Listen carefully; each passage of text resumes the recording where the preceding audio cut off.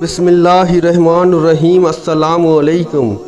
मोअज़्ज़ज़ नाज़रीन किराम, आज की इस वीडियो में हम आशूरी कौम के बारे में कुछ मालूमात आप दोस्तों के साथ शेयर करेंगे। ये कौम इतनी ताकतवर और दिलेर थी कि देखते ही देखते इसने बहुत सारे इलाकों को फतह कर लिया और बहुत सारी सल्तनतों को तबाह व बर्बाद कर दिया, जो कि सदियों तक बहाल ना हो सकी थी। वीडियो की तफसील में जाने से पहले आप दोस्तों से बस इतनी सी इल्तिजा है, अगर हो सके तो मेरे चैनल को सब्सक्राइब कर दीजिएगा। तो चलिए चलते हैं बिना टाइम वेस्ट किए वीडियो की तरफ। मोअज़्ज़ज़ नाज़रीन किराम, हज़रत यूनुस की कौम का पेशा ज़राअत था। ननीवा और उसके आसपास की मुमलकत की ज़मीन कम ज़रखेज़ थी, जबकि बाबिल की सरज़मीन ज़्यादा ज़रखेज़ व शादाब थी।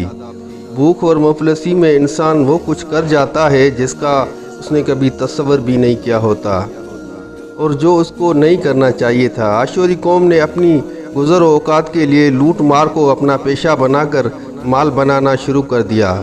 ये कौम जंगजू कौम थी और एक बहादुर कौम थी, इसीलिए इसी कौम ने अपनी ताकत का भरपूर इस्तेमाल किया और आसपास के अक़वाम को मरूब और ज़ेर कर लिया। आहिस्ता आहिस्ता वो अपनी ताकत और क़ुव्वत से सल्तनत को वसीयत देने में कामयाब हो गए थे। इस कौम में एक ख़ास बात ये थी कि जब वो किसी को अपना हदफ बनाते तो हर हाल में उसको ज़ेर करके छोड़ते थे, यानी कि उसको हर हाल में शिकस्त देते थे। ताकत और घमंड का ये आलम था कि वो अपने आप को हर हाल में नाकाबिल तस्कीर महसूस करते थे। मगरब और जनूब में कौम जो कि बड़ी ताकतवर थी, सबसे पहले इसी कौम ने लोहे का इस्तेमाल किया था। हज़रत यूनुस अलैहिस्सलाम की कौम आशूरी इन पर गालिब आ गई, ये फिर रुकी नहीं और आगे बढ़ी। सबसे पहले फ़लस्तीन को फ़तह किया, फिर मिस्र पर चढ़ाई की और यलगार करते हुए मिस्र की वसी व अरीज़ मुमलकत भी उनके ताबे आ गई। मशरक़ और जनूब की तरफ ईरान में कोहिस्तान दमावंग तक सारे इलाकों को ईरानियों से छीन लिए और ईरान के हमसाया में ईरानी अरबों की एक बहुत ही मजबूत और ताकतवर और वसी सल्तनत थी। आशूरियों ने इस सल्तनत पर भरपूर हमला किया, ऐसा हमला किया कि सल्तनत को तबाह व बर्बाद कर दिया। ये सल्तनत ऐसी तबाह व बर्बाद हुई कि सदियों तक फिर से बहाल ना हो सकी थी।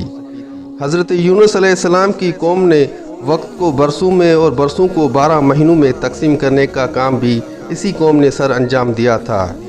हफ्ते के 7 दिन मुकर्रर कर दिए, जो कि आज तक चले आ रहे हैं। हफ्ते का पहला दिन यौम शम्स रख दिया। इसका मकसद ये था कि उस दिन सूरज की पूजा की जाएगी और हफ्ते का दूसरा दिन चाँद की पूजा के घर से यौम कमर मुकर्रर किया गया था और हफ्ते का आखिरी दिन सितारा ज़हल से मंसूब किया गया। वक्त की तकसीम और नापने के तरीके और शमसी घड़ियाँ यूनान तक भेज दी ताकि वो वक्त का हिसाब लगाकर ऐसा फार्मूला तजवीज़ करें जिससे आने वाले वक्त से मुतालिक कोई पेशगोई की जा सके और यूनानियों ने वही फार्मूला तजवीज़ कर दिया।